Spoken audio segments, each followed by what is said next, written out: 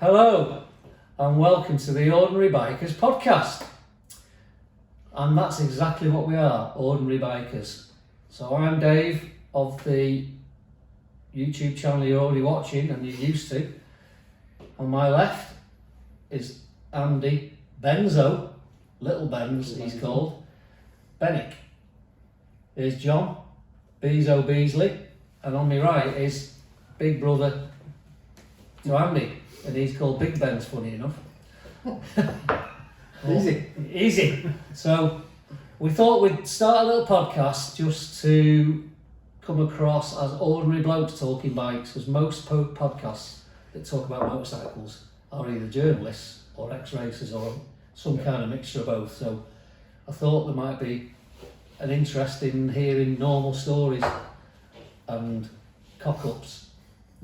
So we thought we'd kick off with, I've got a little list of subjects we want to talk about. So basically, your introduction to bikes, and we'll tell you what we'll do. We'll start with you, Andy. Start away. Introduction to bikes. How and why are you into bikes? Paul will be the same, but it was through my dad. My dad had bikes. He was a marshal at Darley Moor. Oh, I didn't know that. He was a marshal at Darley Moor, so we went days out there, standing there waving flags and cups of coffee and butties.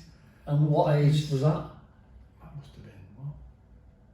10? I must have been 10. Yeah. 10. Well, I went to Yeah. one of us went to Silverstone. So we were at Silverstone for Robert Sheen, Yeah, 78. one of us would have been. So I would have been 6, I probably wasn't. Yeah. Way before I got into bikes, yeah. And it was like nearly every year one of us would go on the back of Dad's bike. Was it? Yeah. Fighters. So that was on the CBS, on the 404. 404. And then Two's up to all the way to Silverstone. And then the Wow. CBXs, didn't Then you got proper bikes. it? You got Yeah. big bikes. Yeah. So, Right. yeah, so that was, So that was your start to motorcycling life. and then, So was that a reward or a punishment? You had to go all the way down there on the back of a Sounds like a punishment. Not to me. We're not talking intercoms. On the back of a 404, that sounds like a I punishment. think he pulled into a petrol station and I was asleep on the back one. We were asleep anyway. I can't sleep. So, yeah, Good. John, what about you? Mine started probably something similar, all because of my dad. You know, for my dad, having a bike was a key thing. It allowed him to do his job, go out and work. So that was his daily commute, and it just kind of led for me to having bikes. Mm-hmm. So my first bikes were field bikes, really, when I was 7 years old. My first memory of bikes was going to the races like you guys. So Alton Park, seen Barry Sheen after he'd won the World Championship. Used to go to Three Sisters and also to Aintree. So that's how I started getting into bikes, and I've been riding since I was 7. So quite a while now. Well, we're not going to mention how long that is, but it's 50 years. Paul, what about you? Obviously the same sort of inspiration. Yeah. So I'm trying to think what to add to that really. So it was, didn't really have motorbikes till I was like 16. We did have a bog seat. That can be a theme as we go through it. We had one just going around the gardens in the field. That was it. where did you get that from? I don't know. It wasn't road legal anyway. We didn't ride it on the road. And then Well, push that bikes, but push jogs bikes my as well. memory. That jogs my memory actually, because my first thought of a motorcycle was not because I was into bikes, but because my mum moved me down to the next village, Mm-hmm. and I couldn't see you guys, Yeah. so I needed transport. Yeah. So I might have typical mother response, wasn't it? Oh, you're not allowed a bike. Yeah. They're too dangerous. And I said, well, you've moved me here. I need transport. Yeah. And hence that's how I got into bikes. But when you mentioned Honda bog seat, it just reminded me that my mum was dating a guy when I was 9 or something like that, and he had a bog seat on a farm, but it had no fairing on it, and we used to get stuck in them. It was a Lambretta 200, yeah. So, and that was probably my first introduction to actually messing with a motorbike. Used to go on it. Yeah. Easy. Well, so I mean, And push bikes as well. Push bikes Push as well bike. when you're a kid, pretending they're a motorbike. Well, you put the old playing card in the back wheel. Jumping over ramps and Well, racing. so that leads us on to first motorcycle. First proper motorcycle. I suppose we're talking first motorcycle on the road, really, because we've all messed about with field bikes. Mm. Yeah. Well, mine was a fizzer. Hold on a minute. No, There's a common theme here. There's all four of us. Yeah, it was. First round legal bikes.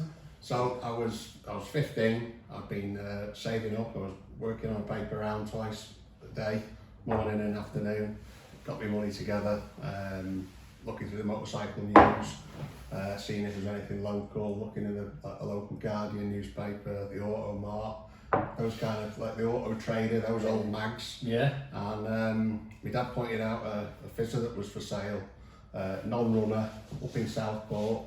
So off we went. Dad took his trailer on the back of the car and off we went on a Sunday morning. And FS1E DX. Oh, that was a posh one. It was. That was a disc brake one. Yeah, it was maroon. It wasn't like the long thin tank. It was the more rounded Coffin tank. tank. And it They had, emulated like the RD 400 and 250, Yeah, didn't they? yeah. And it had like down pipes, or stays going Engine stays. going from the engine mount Yeah. to I just remember below that. the yoke. Yeah. So bloke wanted 20 quid for it back in 1985. I mean, So- that even now that only translates to about 80 quid, doesn't it? Something like that. Yeah. So yeah, non-runner, talked him down, got it for 15 quid, got it in the back of his trailer, got it home, and within 3 hours, had it running. Did take a bit of persuasion, bit of petrol and WD-40 down the spark plug. Bit of stale fuel, block jets, the usual. No, I think it had nicked up. It was pretty solid, so a bit of persuasion with a piece of wood and a mallet kind of got it sorted out. But I think that actually did cost me later on because after I left, I used to go to school on that bike. A bit of a talking point. Those bees are fucking rubbish at school. How come he's got a Half a bike? mile down now. Well, yeah, that's what we thought. Well, Yeah. you How did. old could you be to ride a bike then? 16 then, 16. in the 80s, yeah. That was your last year at Last school, year at wasn't it? school. Yeah, it was. Yeah, it was. Unless you stayed on, yeah. Well, I was out. I wanted to get away from school. It didn't suit me. So the fact That wasn't that your bag, was it, mate? No. So the fact that I had a bike, I signed up for a YTS, and when I had the chance to go and get a job with that YTS, I got that particular placement because I had a bike and I could get on the other side of town. And that job did us well. I think we all probably worked there during the university breaks In the warehouse picking milk. We didn't, right? But there was a lot of the lads got work through that, and it paid their summer, didn't it? So indirectly, Did my food having bill. an FS1E for 20 quid. 15. Don't. Oh, pick it up. sorry. I thought you said 20 before. Was that Advertised. Is that with spares? Well, I know you've got an interesting story that involves us boys for your first bike. Because I bought it off you. You paid the dailies, yeah. For dailies. Yeah. Well, we like to. Which one was It that? was the yellow one, wasn't it? One.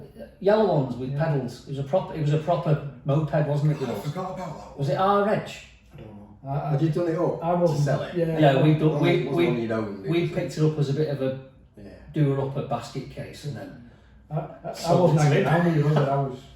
I was outside of your circle. No, you're a young lad Yeah. compared to us. yeah, you were actually Yeah. part of our group by that So none of stage. my mates kind of had bikes Mm. at that point.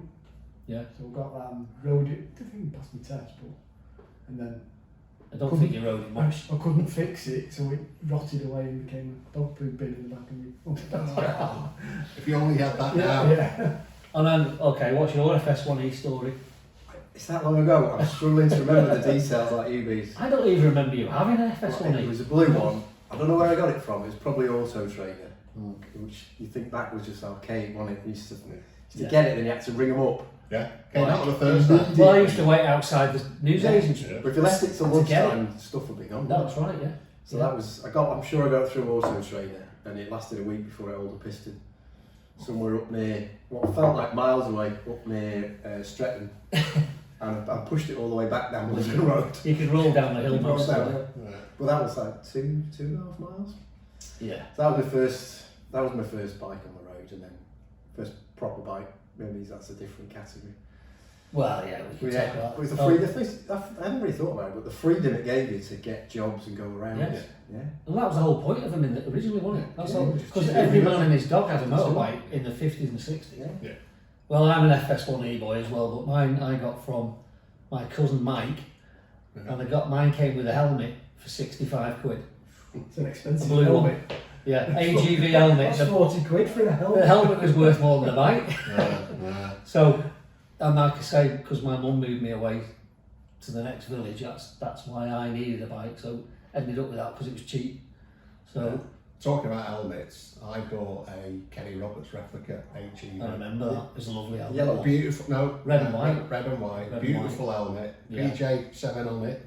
Yeah. And me and Earl had we went to the fair at Vicky Park in Warrington, and we parked the bikes, padlocked the chain with chains, our helmets onto the bike. Didn't he have an AP50? He did later on, yeah. Yeah. No, sorry, he did. No, He did? He had the AP50. Because I was a bit jealous of that because they were always that bit quicker with Yeah, it. it's a nice bike, is. They were But rapid. We both had the same matching helmets, and we went to the fair, did the waltzes, did all that sort of stuff. Yeah. Got back to the bikes. Bikes were there, helmets had gone. How have they managed that if you chained them to the bike? Well, they cut that.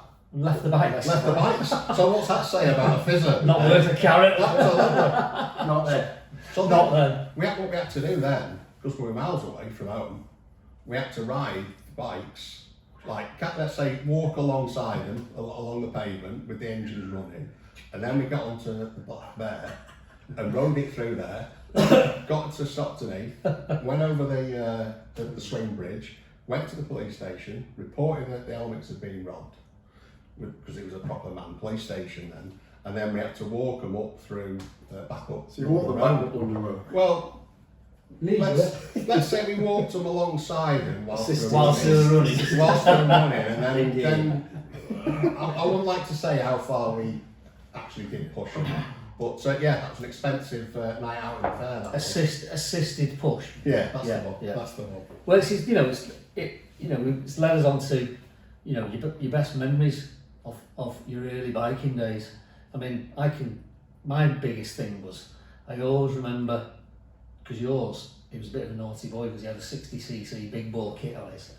Well, I only had that because I take it back to repair on that fizzer when I got it that day. Because it needed to get reborn. Because when I went to work one day, I was at the lights on Manchester Road, pulled to go away from the lights, and the bike just died. So I ended up pushing it to work, got a lift down, Dad came and picked the bike up, we stripped it down, and basically the piston had wore down the side of the barrel. So there was just a scorch mark down the side of the barrel, so the piston was off centre that much that it wore So it the was side. oval. Yeah, so it wore the side of the piston and the barrel down. How many miles has it done? I don't know. Look, I wasn't maintaining it as you should have done. Well, did any of us? You just put oil and fuel in it And ran his neck. Yeah, See yeah. what happened. And he See did if free- fancy can go anywhere. And he did free it up with a piece of wood. So. Yeah. So I needed to rebuild that engine. So Yeah. got the crank done, and I got a 60 big bore kit for that. Yeah, because this is one of my main memories. Because we had some great times around the country lanes, didn't we? Yeah. Most of the time you just felt giggling inside your helmet, didn't you? But I remember the main thing was, mine was a dog, but it ran all right, and I could do 52 on the flat, maybe 50, 51, 52, and John could come past, sat upright on his 60cc big bore at 55 and just creep past me like that. Like two Arctic. yeah, like 2 out 6 on the motorway. Yeah. I have always kept that stance on a bike. That's how I ride a bike. Well, you do, because you're I- Mr. Bolt I upright, am aren't you? very upright, aren't I? I do Yeah. struggle to get down. Yeah, you wouldn't be very good on the track. Not for streamlining, anyway. No, it's all right if you were behind me. Well, yeah, well, you're like a barn door, that's why. Rob Mack. What about you? I mean, I know your fizzer was a bit of a non-starter, but You must. What's your favourite motorcycling memory?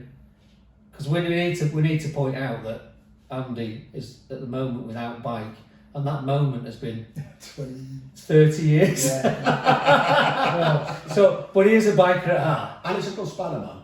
Well, I can move on to that. He is Not top pit monkey. We'll move on to some of our club racing antics in a bit. So yeah, what's your favourite It was biking memory? speed testing in Bala, or sound testing in Bala. Sound On testing the TZ. whilst flat out? Yeah. Yeah. My TZ was singing its little head off. I remember that because we stopped at that junction and there was a big wide road and you come from the other lake, don't you, from Bala, and you come to that junction and it's a big wide road, and we said, let's all do a sound test flyby, as you do. Why not? Yeah. So I don't even did phones even have video? Did we We just stood there as our own enjoyment. is it just our heads that's remembering this? Yeah. It might be 15110, mate. There's no. We played Snake, that was it. I mean, were they even What out? phones you got to take anyway with you anyway? No, exactly. You might Yeah. have one in the house. Yeah, might have one on a cable. So yeah, I remember that distinctly. I think I might have been on an NC30, a green one, with a race pipe. I think you got on his NC. Gary had a So pucker yeah. UK one, didn't he, which was beautiful.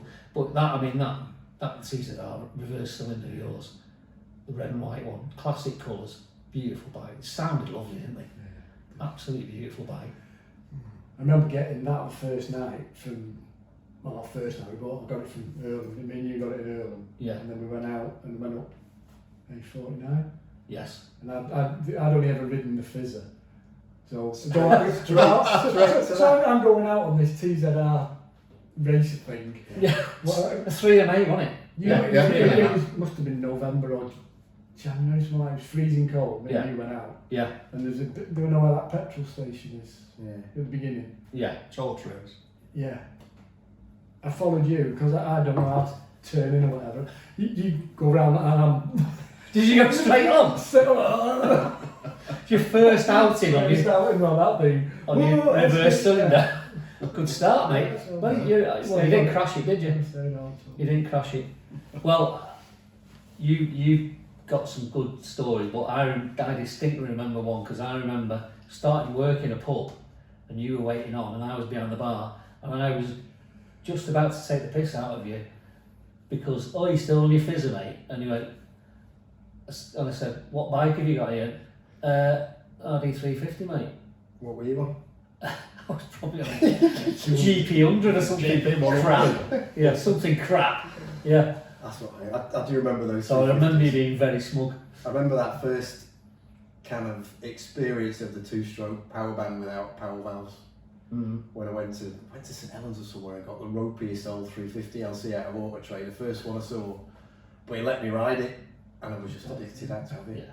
I mean, that power band when it came in, compared to a 50 or I think I had a DT125 before. was that? Yeah, I was wondering what you had in between. Yeah. But it was just blew my mind. That's what I remember most. And that's what I've pretty much been addicted to ever since. Yeah. Well, I mean, the common theme here is we haven't mentioned the four-stroke yet, have we? Yeah. We all grew up in the 80s on two-strokes, and like anybody of our age category. Before, it? Will you? And you met our dad before you met us. Well, yeah, that's a good little story, isn't it? Because I remember the village Darsby, which my mum moved me to. It was like 2 miles, and I ran out of fuel. I had Schoolboy. I think I was on RD80 LC, McKenny Roberts Rep then, which was a beautiful little bike. Yeah, it was. And I got to the top of that hill, and I was pushing it up the hill. And the last 100 yards I had to push because I ran out of gas. And next thing you hear, this like, and like, what the hell's that? And then this tiny bloke pulls up on a CBX stout. Like, I don't think he had a dark visor, did he? He wouldn't have had a dark visor. But, and then Instructor, wasn't and he went, are you alright? And he went, I think I ran out of fuel. And he went, schoolboy error. Do you need a push or do you need me to tow you? Said, no, I only live down the bottom of the hill. And that was my first introduction to your dad. Yeah, coincidentally, wasn't it? So, yeah, that was brilliant. That Comical because time. he basically rolled his eyes at me. Not bad. We've all done it. But You just ran around on reserve permanently, didn't you? Well, we all did, didn't we? I mean, what did you get? You put a gallon in on a fizzer, and how long would it last? Something like that. Well, I mean, 2 shots of two-stroke from the pump thing at the petrol station. Yeah, you just pumped it in pre-mix. Yeah. I don't remember that. So you had to. I've never pre-mixed. Was yours always an Autolube? I had pre-mix, but not Well, on a petrol station like that. I think mine was an Autolube. Well, it didn't work, so it ended up being a pre-mix.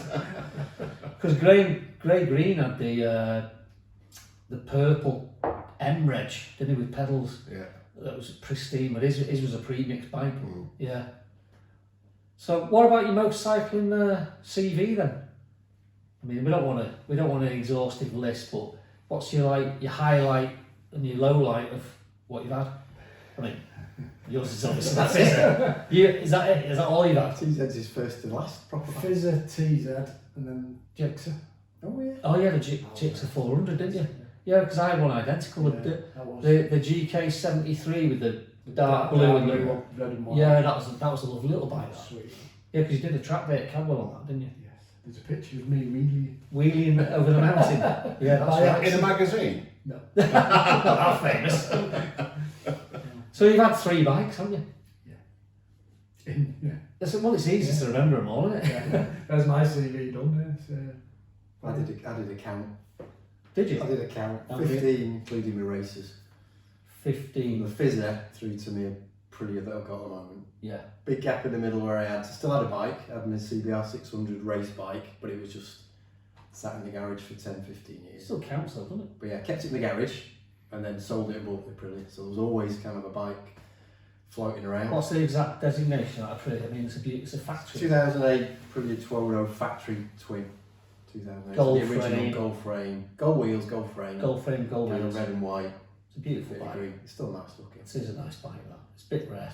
Yeah. Yeah. So, And, before that, so it was obviously the kind of run around, you might call them, the 350 LCs. XR200 to commute to uni. oh yeah, well, we know. That always tickles me, that story. Tell us the story, Benz, of seeing how long you could ride on the motorway. I had to, it wasn't very fast. And it was all the way up the M6 basically from Coventry.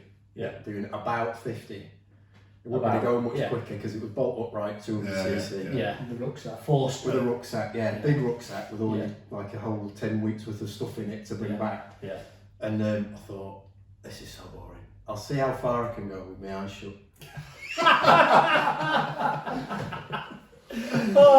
I figured I'd hear the cat's eyes or the rumble strip. No one's going to really run in the back of me if I kept it fairly steady. And I wasn't running to the back of anything else, was Because it? you're not catching anything on. Catching anything. So, technically, is that even an offence? I don't even know if I it don't is. know whether it is. It's a long blink, isn't It's it? got to be driving without you. Absolutely. What was your record? How far did you go? I think I got to 10, but I don't know how fast I counted. Right. Because you go like 1, 2, and then you start to panic and you count a bit quicker. So, it probably even out at 10 seconds. It Didn't it? felt like a long time. Well, it does, doesn't it? And how far had you gone across your lane? Oh yeah, no, I didn't go out the lanes, that was it. I think he was pretty I stable. thought when you went to uni, you were smart. You know, you had some Curious. intelligence. Curious. Is that what it is? Investigative. He's an engineer. They like to do thorough tests, don't they? Yeah. And then it was into the race bikes. You had a I'd DT say at some that. point. Do you have a DT? I had a DT125, that was good. Yeah. Well, we'll talk about club racing in another episode, but And a there's that. Gixxer 750 in the middle of that. Yeah, that was a nice bike. That was that It's all cool. M? GSXR 750M? Red and Because it's white. slight pointy nose on it. Yeah, It it's wasn't got the rounded headlights. Twin spots. Twin But lights. behind the fairing, they were shrouded in, so I think it was an M. Yeah. It wasn't. Did it go? It wasn't just round headlights, was Yeah. it? 2 round headlights. But they had. I'm sure they had. I'm sure it was the pointy. I'm sure it was an M. No. I'll dig a picture of it next time. Yeah. Okay. Did you have a CBR6? I had a CBR 6 Right. after that when I was racing the CBR 600. Yeah, it's blue and white. Was it? That was Yeah, it. That it's was a different. It was a K92, I think, wasn't it? Yeah. Might have been. Yeah. Hey. It's just talking I don't about remember anything. just talking about bikes is bringing all the memories back. Yeah, that's all these anoraks come from. I Jeez. don't remember that really. I just remember it was pretty quick. What about you, John? Well, even though I started young and I had quite a few bikes, because my dad was very much a Honda man, so I had quite a lot of Hondas when I was young. Well, I'll just interrupt you there. I was speaking to your dad a few weeks back, and he actually admitted to me he never owned a two-stroke. No? So that tallies with being a Honda man, doesn't Yeah, it? Because yeah. they were always four-stroke, weren't they? Yeah, I've absolutely. never been with you, No, I don't think we have. because No. I'm not sure. hiatuses. I'm not sure I've really ridden with you. I think there was an occasion But not when I now. went to, or we all went to the 1988 MotoGP as it was down at Donington. We were up on With that Nick big bank Yeah. at Craner Curves, boiling and roasting hot Yeah. days. You all went on your Vals, your RG500s, all the lads. There was Yeah. Derek on his RX Thou, Caney on his. Kate. The two lads on the Sixer. RG500. Yeah, Yeah. there was a gang of you Did I out. have you on the back of mine? I think I might have been on the back. Yeah. I think I might have been. Somebody's Probably thought- had seized something. Somebody's thought cable broke, if I remember rightly, Was that on Bobby? that trip. But I was actually on the back of my dad's bike because I was without a bike at that stage. I'd passed my test. I'd sold me MBX to Bob. So I was without a bike. So I went to that race meet on the back of my dad's Phil Reed I replica. remember you had an MBX. Yeah. My memory there, you just jogged my memory. I'm pretty sure you've got a tale to tell about coming home on the back. It's about some car overtaking you in the outside lane. Yeah, Yeah. M6 North. We're in the outside lane, cruising along, passing everybody. Yeah, so, So you, we so were- you did 70 something. We weren't you? were doing a speed, and then just getting up towards Futsford Services, and I'm sat on the back, and there's a car alongside us. So we're in the outside lane, so he's actually gone beyond lane 3, and he's partway between the Armco and us, and he's trying to squeeze past us. Just ridiculous. So I was like hitting his car, just out of instinct as an 18, 19-year-old. Like, get the fuck, what are you doing? Yeah.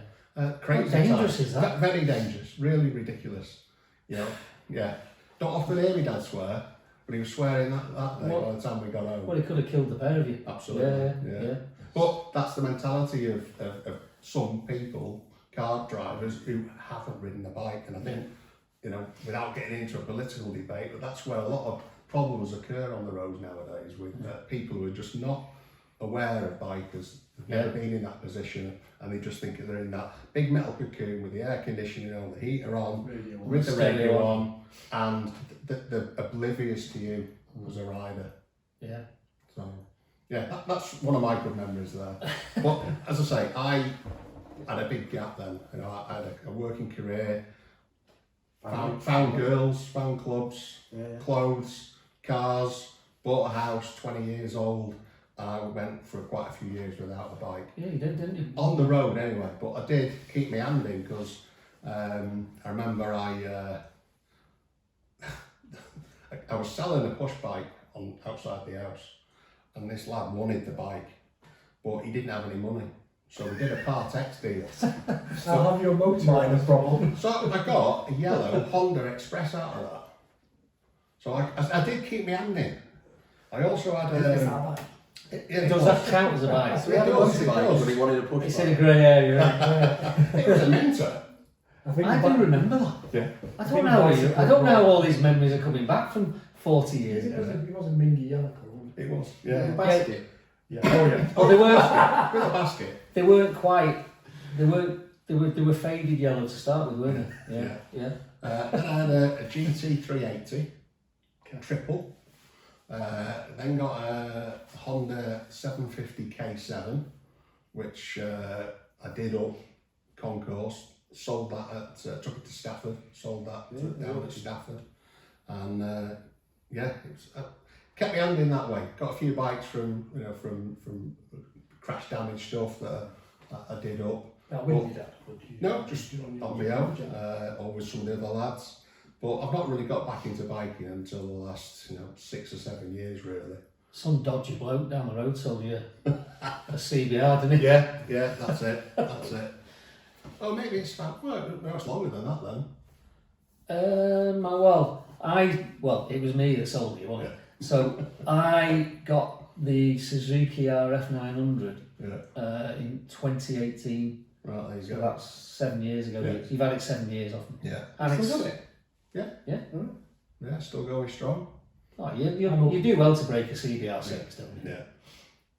So prior to buying that off you, I did go back to the, get back on the two-stroke scene with the TZR 2MA.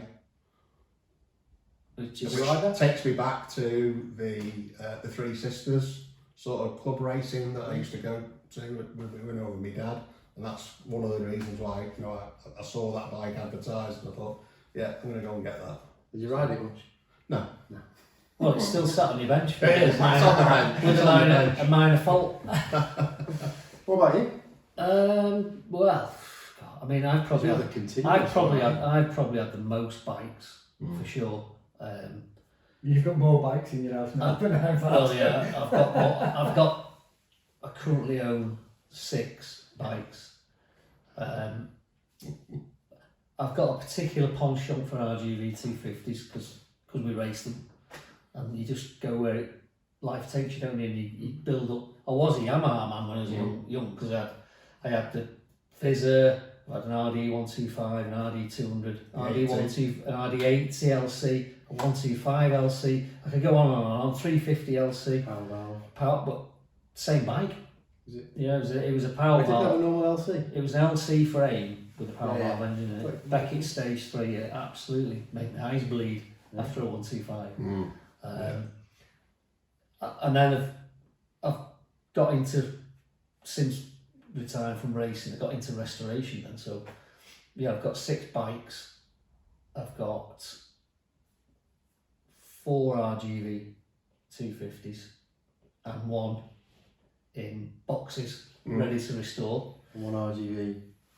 And then 275 or 325. well, that's one. Yeah, I've got a 325 big bore racer with all Ultra reliable. tricks of space. Oh yeah, superbly reliable, but very fast. Yeah, But very fast. yeah. Which leads me nicely on to what do you think your future of biking is? It's hard, isn't it? So because you can't see it, but it's. Yeah, I'd like to keep going. I'd what- like with having the Aprilia for the last 3 or 4 years, do less than 1,000 miles a year, but I quite enjoy those miles. Yeah. Mainly commuting, so I'd quite like something a bit smaller because it scares the living daylights out of me. And it's quite heavy, Yeah. and there's no electronics. It's a big bike. There's no electronics. It's probably one of the last old school big V twin without any electronics. Because all the Ducatis are just full electronics now, aren't they? It's got So no traction, no ABS, no anti-wheelie. Which is just what you want, really. Yeah, it's just you're only doing like 500 to 1,000 miles a year. So I wouldn't mind new Aprilia to own a 660.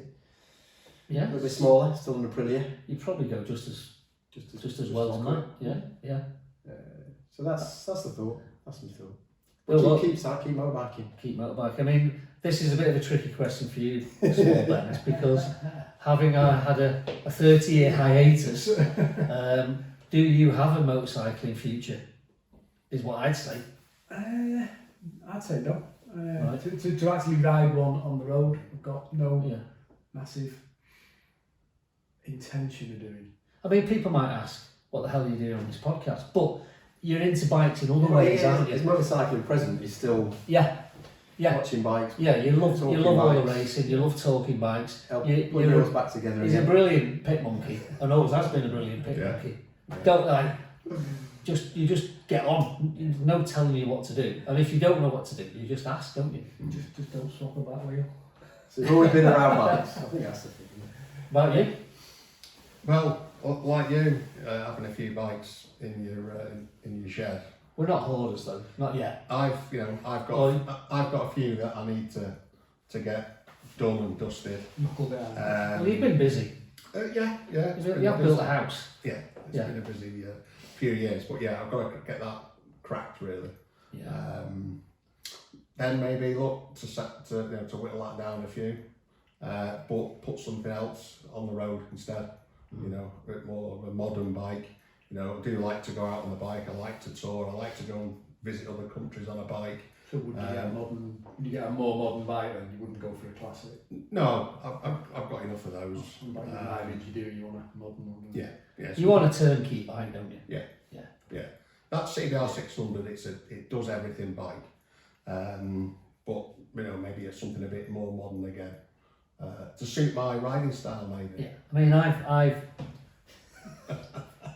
yeah. I mean, but it's got BMW RS screaming all over it, hasn't it? No. Bear in mind I'm a Honda man. Oh well, it could be a Gullwing. Hey. Come on. Reverse Or gear. what's the other one that's like a Gullwing? A Pan. Yeah. Modern Pan. They're quite nice. But in fact, to be fair, You nearly had one. I nearly bought one before I bought the Triumph Trophy, Yeah. which It's is, too big. I mean, it's a massive bike. I mean, Which was it, the Kawasaki or the Honda that was too big? I wanted to get a Kawasaki Versys style, and then I went and sat on one at a local bike shop. Couldn't touch the floor.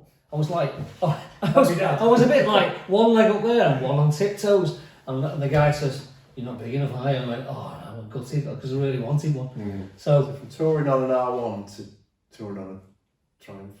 yeah, well, you don't tour on that one. You just get race everywhere, don't you? That's a well, yeah. Well, we know you've toured on a Tizador reverse cylinder, 2 up. You lunatic. Joe never lets you forget it. I mean that. Do you know what the Fair lovely play. smell of Castrol 2 Kaziar when she got I'm off? sure she was having loads of fun in the rain. Ireland one big green hedge. So yeah, I think my future. I've got this Triumph Trophy, which I have used in anger this year. So I've been to, but we went all the way to France on it, me and Debbie, and Track days? going to continue my track days. I am toying with the idea of getting something more reliable, but like Andy says, it's a unique bike. It kicks backside when it's out there. It embarrasses some big bikes, doesn't it? Yeah. It really does. I know a lot of it's the rider, you know, Hey. but not The only was Camel. Yeah, I mean Cadwell and Alton, but yeah, I'd like to carry on the track days, even if it's only 2 or 3 a year. It's enough, and then I'd still like to continue doing the restoration because I love the amount of stuff I've learned by having to get stuck into bikes from racing, and you can move that on to doing your own restoration, and we'll talk about that another time. But I do want to continue the restoration. Apart from that, that's 3 things. Yeah, I'm happy with that. I don't really crave. That's enough, mate. That's enough. I don't really crave a modern bike. I must admit. Find time to watch MotoGP. And then I watch all the MotoGP, all the World Supers, and all the British. So I'm a bit of a saddo in that way, aren't I? Yeah. Haven't got time for anything I else. haven't got time for anything else, no. Well, do the odd. It's 40 minutes now. Do the odd 40. Oh, we've done well. So I think we should call it a wrap, and then let's hope that some people actually want to watch this. Keep them gagging for more. Edit it down to 10 minutes of Or shareable content. we might just put it out raw, and we'll see what happens. Well, if you've enjoyed the podcast, this pilot episode we'll call it. Yeah. Like, subscribe, and share, and give us some feedback. Yeah. If you don't like it, we're up for constructive criticism, aren't we? So Slightly constructive. slightly, not abusive. Positively constructive. Positive, constructive. But hopefully we'll see you next time. Right.